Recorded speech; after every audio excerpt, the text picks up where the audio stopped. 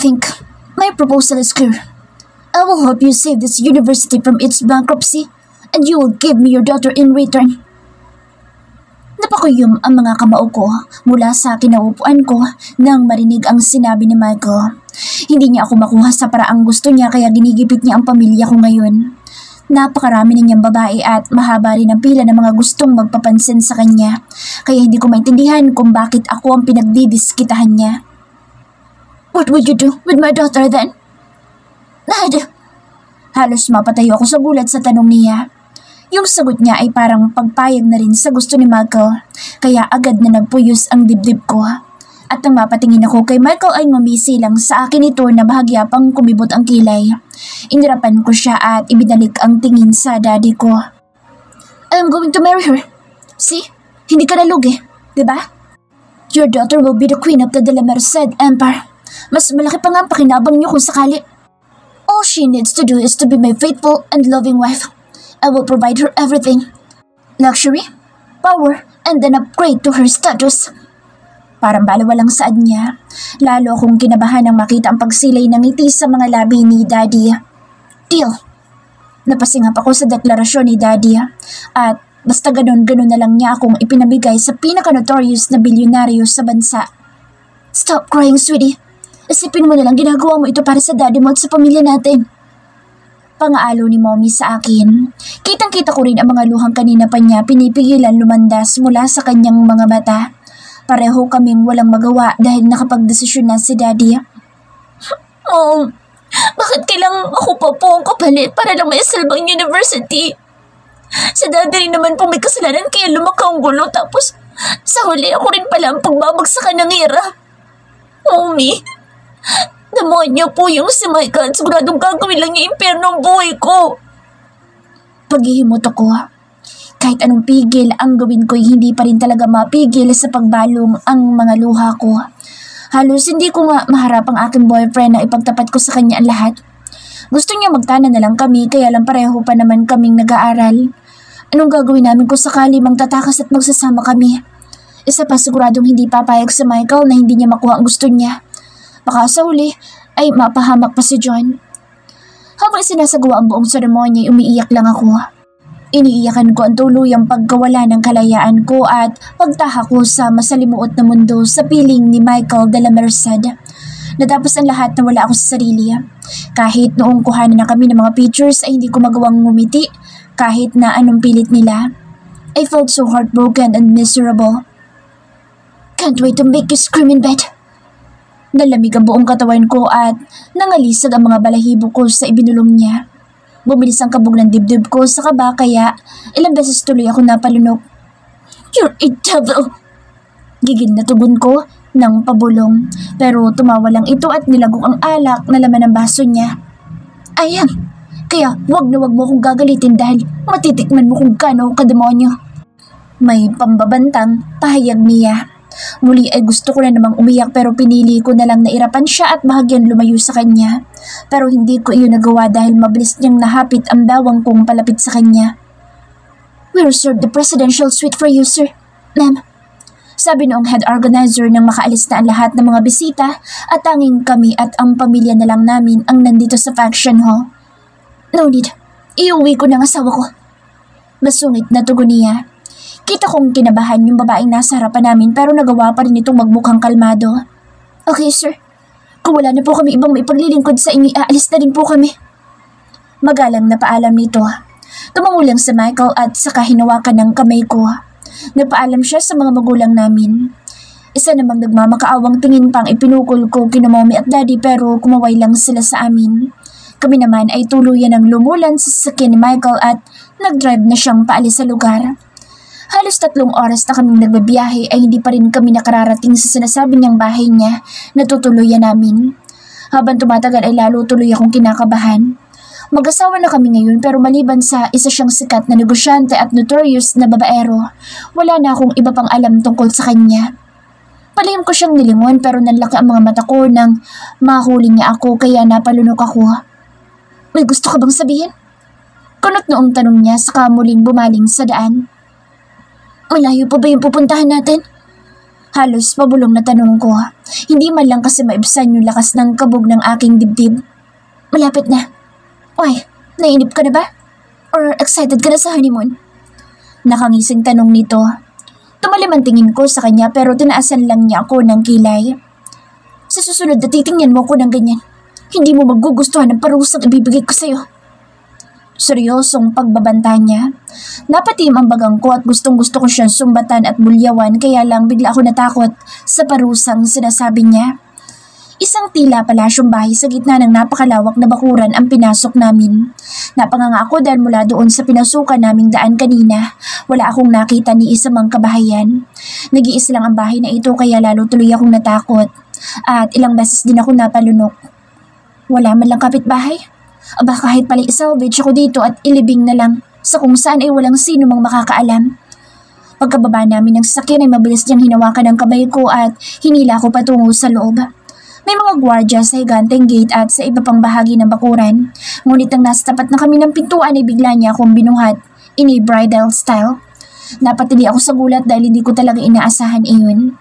May ilang katulong ang sumalubong at bumati sa amin pero hindi niya iyon pinansin.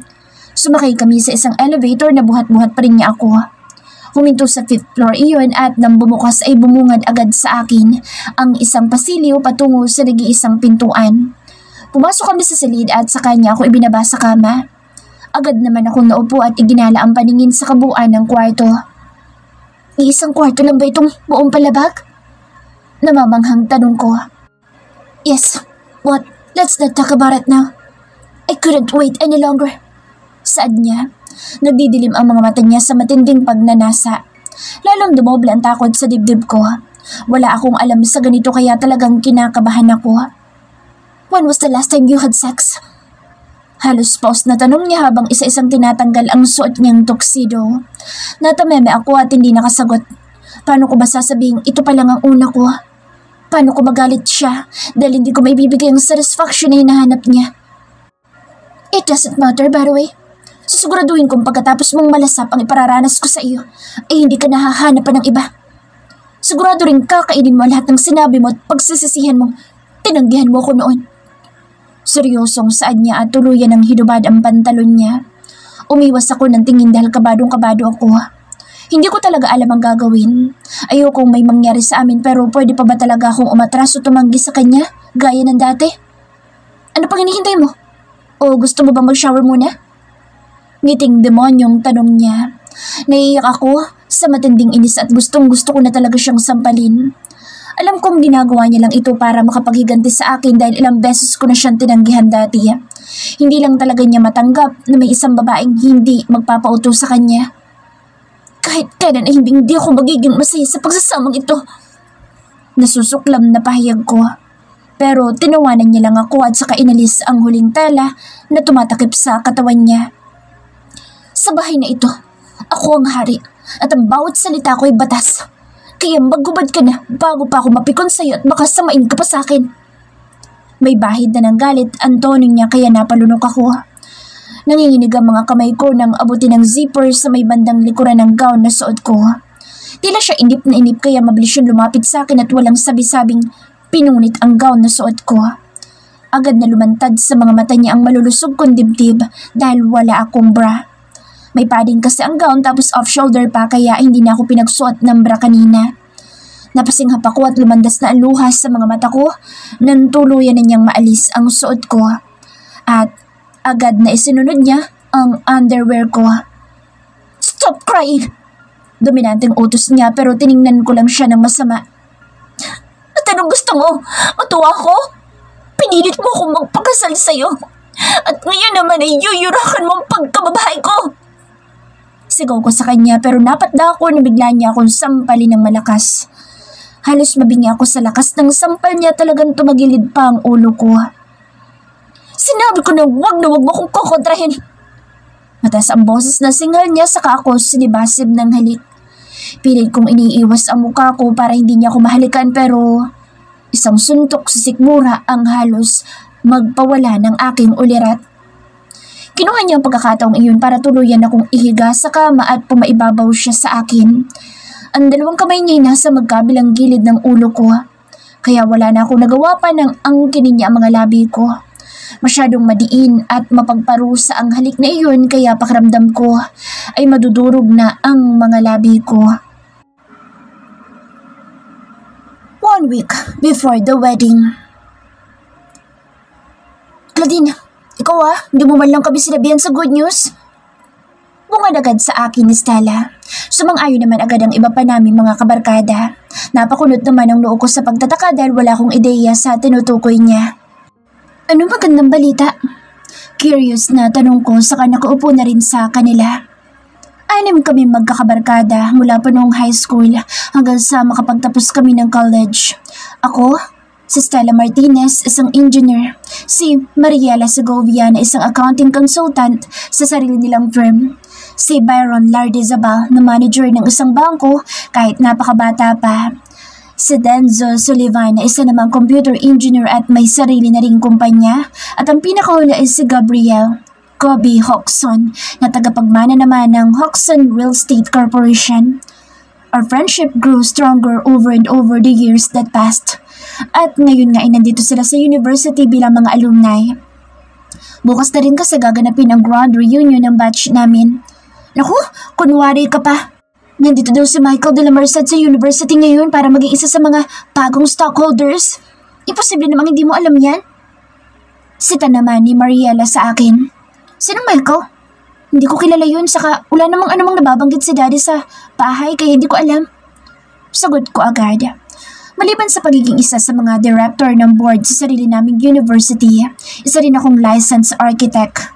Hindi ko naman maimpusahan ang sarili kong construction firm dahil tinutulungan ko si Daddy sa pagmamanage nitong university. Lalo at matanda na siya. Tapos medyo malaking krisis pang pinansyal din ang kinakaharap ng school ngayon. Lahat naman sila ay may pagdududa akong tinitingnan, kaya umikot ang mga mata ko. Hindi mo kilala si Michael? Well, hindi naniniwalang tugis naman sa akin ni Stella. Bumuntumini nga ako at tila nakukonsuming tiningnan sila. Mabuti pa'y sabihin niyo na lang sa akin kung sino siya, kaysa nagkakaganyan kayo. Sino ba kasi yan at akala mo na may hari na ng United Kingdom? Inis naturan ko. Medyo nakakapikon kasi ang pinagbibintangan na nila ako na hindi ko man lang kilala kung sinong tinutukoy nila. Parang ayoko maniwalang hindi niya kilala. Komento pa ni Stella. Guys, para kayong mga bata, ang kukulit niyo? Naiiritang sagot ko na. Natawa naman ang 3 lalaki na kanina paabala sa kanilang mga cellphone. Hindi ko nga kilala yun eh. Giid ko pa. Nagkatingin na naman sila Stella at Mariela. Si Byron naman ay tumitig din sa mukha ko habang sina Denzo at Gobi ay may tinitingnan sa cellphone ni Gobi. Well, bali-balita na isa sa mga magiging bagong investor ng university, si Michael. And everyone is already expecting that you will introduce him during the foundation anniversary celebration. Sumeryoso naman si Mariela na magsalita. Tumango lang si Stella bilang pagsang-ayon sa sinabi niya pero ako'y kumunot ang noo. I heard Dad talk about some investors kasi nga alam niyo naman. Medyo sumagad ang mga finances namin ngayon dahil sa ginagawang malaking ospital ni Daddy. Ewan ko ba? Ang tigas ng ulo. Sinabihan na namin siya na huwag mo nang i-full blast lahat. Dahil kahit matapos ang buong building, maraming equipment mas ospital ang kakailanganin. Hindi naman siya nakinig, itunuloy pa rin. Ngayon, yung ibang needs ng university na take for granted. Mahabang pagsasalaysay ko sa kanila. Kita ko naman bumuntong hininga si Gobi. Just tell us if you need help, okay? Hindi pwedeng may magmukhang kawawa sa atin. We are not called the Gen Z elites if one of us became broke. Seryosong pahayag naman ni Denzo. Actually, si Denzo ang pinakamatanda sa amin pero 1 taon lang naman. Halos siya ang tumatayong leader sa aming 6. He tried to court me before but I rejected him right away because he was just a friend to me. Tama si Denzo. We already have our reputation ever since. Kaya magsabi ka lang, kahit ilang milyon pa iyan. Mayabang na sang-ayon naman ni Mariela. Ito naman na matagal nang may gusto kay Denzo. Hindi ko lang alam kung may progress na ba sa kanilang dalawa. Thanks guys. Next naman na. Masarap talaga magkaroon ng mayayabang kaibigan. Natatawang biro ko. We are all on the same boat, Claudine. Besides, we're like brothers and sisters already. So it's no longer a big deal. Sabat naman ni Byron. May kumatok sa pintuan ng opisina ko at kasunod din noon ang pagbukas doon at pagsungaw ng ulo ni Nora, ang secretary ko. Ma'am, may bisita po kayo. Naghihintay na po sa receiving area. Pagbibigay alam nito sa akin, kumunot ang noo ko. Sino bisita? Saka, my friends are here. Hindi ba sabi kong ayaw ko munang maabala? Napalunok naman ito at napatingin pa sa mga kaibigan ko na nakatunghay na rin ngayon sa kanya. Ma'am, ang daddy niyo raw po nagpapunta sa kanya dito. Medyo kinakabahang sagot dito. I rolled my eyes. Ano na naman kaya ang trip ni dad this time? Another bloody blind date? Shit. Mukhang may pa-blind date na naman ang daddy mo sa'yo ah. Biglang natatawang hula ni Stella. Napabuntong hininga ako nang wala sa oras. Pareho kami nang iniisip. Sige, sabihin mo ilalabas na ako. Saka sino ba kasi iyon? Hindi ko itinago ang iritasyon sa boses ko. Paminsan-minsan na nga lang kami makapag-bonding dito mga kaibigan ko'y may dumating pang asungot. Michael, deliver sa daw po ma'am. Magalang namang agad niyang sagot. Bahagyang umawang ang mga labi ko. Narinig ko rin ang may hinang singhap mula kina Stella at Mariela. OMG! He's here? Stella squealed. She even tapped Baron's shoulder to show how excited she is. Hoy, sama kami sa inyo. Gusto rin namin siya makita ng personal. Tumayo na si Mariela at sumunod naman agad si Stella. Muling nagpaalam ang secretary ko bago umalis. Sino ba kasi yung Michael na iyan? Hindi ko na napigilang magtanong. Well, according to Google, he is a self-made billionaire. Her mother is a Filipina and his father is an American. He graduated at Harvard University, business management, and he is also currently finishing his master's degree in that school. Aside from that, wala nang iba pang information. Napalungon kami kay Danzo nang bigla itong magsalita. He is also a very hot model, guys. Sobrang guwapo. As in, nakakabaliw ang kagwapuhan niya. I will trade Byron for a night with him. Maarte at pabirong sambit na Stella kaya hinila ni Byron ang buhok niya. Did I mention that Byron is a gay? Natawa ako sa kanilang dalawa. Kaga, baka maunahan pa kita dyan kay Michael eh. Kidding girl, halika na't bibinyagan ko na yung yummy mong bisita. Hinila na ni Byron ang kabay ko at sumunod naman agad sa amin yung dalawa. Ganon din sina Danzo at Gobi. Napahinto ko sa paglalakad na makita naghihintay kong bisita. Dinig ko ang mga kinikilig na bulungan ng dalawang babae sa likuran ko. Napatakip ako sa bibig ng biglang mapatali dahil itinulak ako ni Stella.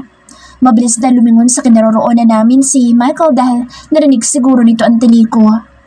Lumakad ka na, ang bagal mo. Asik pa dito sa akin. Ilang beses ako napakurap at hindi makapaniwalang tinitigan siya. Baliw ka talagang babae ka. Gigil kong angil sa kanya pero sinenyasan niya lang ako na puntahan na yung bisita. Tumayo si Michael. Hindi ko maintindihan pero isa-isa niyang tinignan ng matiim ang kaibigan ko. Pagkatapos ay mas seryosong bumalik sa akin. Napalunok naman ako. Hindi ko maintindihan kung bakit bigla akong kinabahan na ewan. Can I talk to you alone? Diretsang tanong niya. Sa gilid ng mga mata ko'y napansin ko ang pagkuyom ng kamao ni Danzo. Ramdam ko rin biglang hindi naging komportable ang mga kaibigan ko dahil sa paraan ng pagtingin ni Michael sa kanila. Fine. Maupo ka muna ulit, Mr. De La Merced. Formal ko naman tugon sa kanya. Tumitid pa siyang muli sa akin bago tumango at naupo. Hinarap ko mga kaibigan ko pero sina Stella, Mariela at Byron ay kay Michael pa rin nakatingin. Guys, magkita na lang tayo sa Andres Bar mamayang gabi. Haharapin ko lang siya. Balitaan niyo na lang ako kung may dadagdag pang update si Governor para sa reunion bukas. Pakausap ko naman sa kanila. Sumimangat naman ang mga babae at halatang gusto ring makapag-usap kay Michael pero pinandilatan ko sila. Alright, Kadil. See you later. Tara na, guys. Nilingon na ni Danzo ang mga ito at niyayang umalis. I could tell that Danzo is angry. He hated being treated like what Michael just did to them earlier. Kinakabahan nga ako na baka magkagulo kapag nadagdagan pa ang piko niya. Tara na, baka magalit pa itong bossing natin eh. May malatayan dito. Nakangising sang-ayon ni Gobi pero halatang may pinariringgan. Pag-alis nila, inaupo ako sa tapat ni Michael. Nakapag-serve na rin ng coffee at cupcake ang secretary ko sa kanya pero yung coffee lang naman ang ginalaw niya. So, what can I do for you, Mr. De La Merced? Formal kong tanong sa kanya. Hindi naman siya nagsalita at pirming nakatitig lang sa akin. Mula sa mga mata ko hanggang sa ilong, mga labi, buong mukha at sa katawan ko ay tila ba isang painting na ganoon na lamang niyang matamang tiningnan at sinuri. May problema ba? Hindi ko naiwasang maitanong. Ang awkward kasi ng ginagawa niya mga paninitig sa kabuuan ko. You're still as beautiful as ever. We're gorgeous now, by the way. Nakatitig niyang saad. Parang lumulukso ang puso ko sa kaba sa tuwing tititig siya sa mga mata ko. Hindi ko maintindihan pero parang pamilyar sa akin ang mga titig na iyon. Ngunit agad ako umiling para alisin ang gumugulo sa isip ko. Do you know me? Naitanong ko. Para ako nahihipnotismo kaya hindi ko mabawi ang mga mata kong sumasalubong din sa mga mata niya. Dumikwatro siya at muling humigop sa kape niya. Oh then, anong kailangan mo sa akin? Sa totoo lang, gusto ko nang matapos ang usapang ito dahil kanina pa ako kinakabahan sa uri ng mga titig na ipinupukol niya sa akin. Para bang hindi ako makahinga na ewan. I already have your dad's permission. I want to date you, Claudine. Napanganga naman agad ako sa sinabi niya pero kasunod din noon ay bigla akong natawa. Oh my gosh! Mr. De La Merced! Natatawa pa rin ako na magsalita. I didn't know na mahilig ka palang magbiro sa katanghalian tapat. Pagpapatuloy ko pa. I'm not joking. I really want to date you. Mas seryoso naman ang mukha niya kaya tuluyan ang nabura ang ngiti ko. Hindi agad ako nakaimik at muling nakipagtitigan sa kanya. Oh then, I'm sorry to pop your bubble, but I already have a boyfriend. Walang gatol ko namang tugon. Dumilim ang aura niya at halatang hindi niya nagustuhan ang naging sagot ko. But who cares? I don't care. I can still make you mine though. Pabaliwala niyang sabi at inubos na ang kape niya. Today is the day that I will make you mine. Deklara pa niya. Parang umakyat naman ang lahat ng dugo sa ulo ko at napatayo sa inis sa kanya. Hindi ko alam kung anong trip mo, Mr. De La Merced, pero uulitin ko lang ha. May boyfriend na ako at hindi ako interesado makapag-date sa...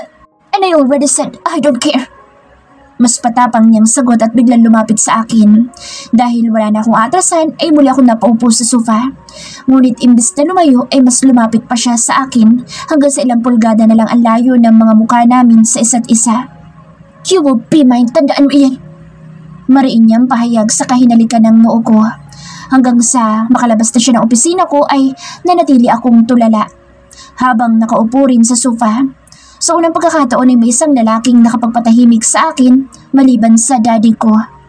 Mabilis na mabilis pa rin ang tibok ng puso ko at hindi ko maintindihan kung ano ang nangyari.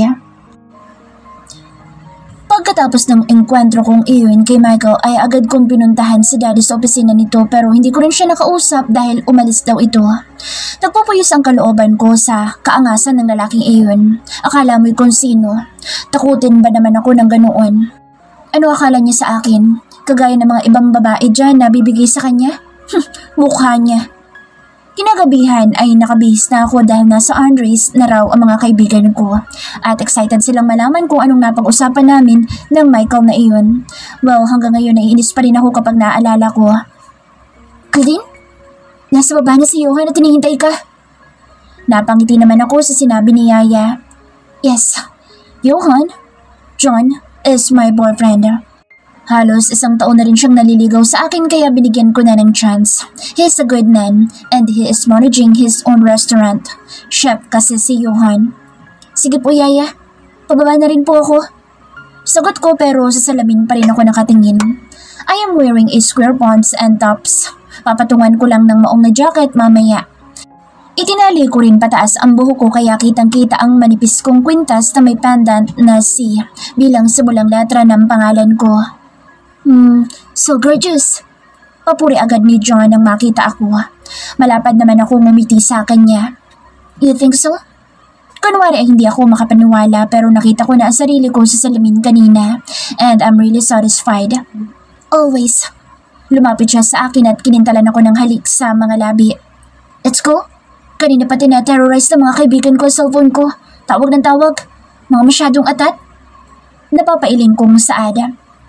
Nagpaalam ako kay mommy bago kami tuluyang umalis. Wala pa rin si daddy dahil may dinner meeting daw. Hanggang gabi ay nagtatrabaho pa rin si daddy. Mukhang seryoso na talaga ang problema pero ayaw niya akong sabihan. 8:00 pa lang ng gabi kaya hindi pa masyadong crowded ang bar. Dumiretso kami sa dati naming inuukupa na cubicle. Kakilala ni Denzo ang may-ari nito kaya kapag tumawag siya ay alam na nila agad kung saan kami pupwesto. Our beauty queen has arrived! Anunsyo ni Stella kaya natawa naman ako. Iniabot niya agad sa akin ang shot glass at agad ko namang nilagok ang laman noon. Napapangiwi pa rin ako. I still couldn't handle alcohol? Komento ko pa. Lukot pa rin ang mukha ko. Sa totoo lang mababa ang alcohol tolerance ko kaya hindi rin talaga nila ako basta-basta napapainom. 3 to 4 shots, siguradong iikot na ang paningin ko noon. Hey John, lalo kami next week sa resto mo ha? Bati naman ni Mariela sa boyfriend ko. Just make a call, and your preferred menu. I will always be at your service. Maginoong sagot naman ni Johan habang inaalalayan akong makaupo. Perfect! Tilipan ng kaibigan ko. Hoy, magkwento ka na. Udyok agad sa akin ni Byron. Sunod-sunod naman tumango sina Stella at Mariela. Ay naku, sumakit lang ang ulo ko sa lalaking iyon. Nasisiraan niya yata ng bait. Inis kong sabi at pumulot ng tako saka isinubo. Why? What did the jerk tell you? Tanong naman ni Denzo. You won't believe it. That man is crazy. Naiiling kong sabi. Ano nga? Pabitin ka naman eh. Reklamo agad ni Mariela. Bumuga pa ako ng hangin. He came in my office just to tell me that he already asked my dad's permission to date me. Sabi ko may boyfriend na ako. Aba, wala daw siyang pakaalam. Oh, hindi ba baliw? Napaawang ang mga labi nila habang si Johan ay kumulimlim ang mukha. Malamang hindi talaga siya matutuwa. Ako nga mismo ay naiinis din eh. Iniabot sa akin ni Gobi ang latest drink. Mga ganito lang ang iniinom ko kapag kasama ko sila dahil hindi ko naman kayang makipagsabayan sa kanila sa inuman. Ang tibay nga nitong dalawang babae. Ang lalakas uminom ng alak. He's really a jerk then. Komento pa ni Johan. Tumango lang ako sa kanya. Huwag mo nang alalahanin iyon. Kahit anong gawin niya, hindi niya makukuha ang gusto niya. Ano siya, hello? Sagot ko lang. Why don't we teach the dumb bastard a lesson? Bigla ay galit na suwestyon ni Denzo. Oh, bakit bigla akong na-excite? Segunda naman ni Gabi. Tumigil nga kayo. Hindi na tayo high school kaya huwag nyo na ibalik yung pagiging mga gangster nyo. Ito naman si Gabi sul-sul din eh. Kontra naman agad ni Stella sa kanila. Natawa naman ako nang pakitaan siya ni Gabi ng dirty finger. Oo nga, tama si Stella. Hayaan nyo na yun. Hindi rin naman siya makakadiskarte sa akin. Paniniguro ko pa. Oh, speaking of the devil. Napalungan kami na bigla magsalita si Byron. Hindi ba't si Michael iyon? Turo ni Byron sa bandang itaas. Tumingin naman kami sa second floor at napadako agad ang mga mata ko sa isang pamilyar na bulto. Siya nga? Oh my gosh! Pabulalas na tili ni Mariela. Look, Kadin, he is directly looking at you. Narinig ko na iritang komento ni Gabi. Napatingin ako sa kanya saka kay Johan. Guys, we're here to enjoy and relax. Next week, super busy na naman tayo sa mga kanya-kanyang trabaho kaya mag-enjoy na lang tayo ngayon. Huwag nyo nang pansinin iyan kasi masasira lang gabi natin. Pagbibigay diin ko.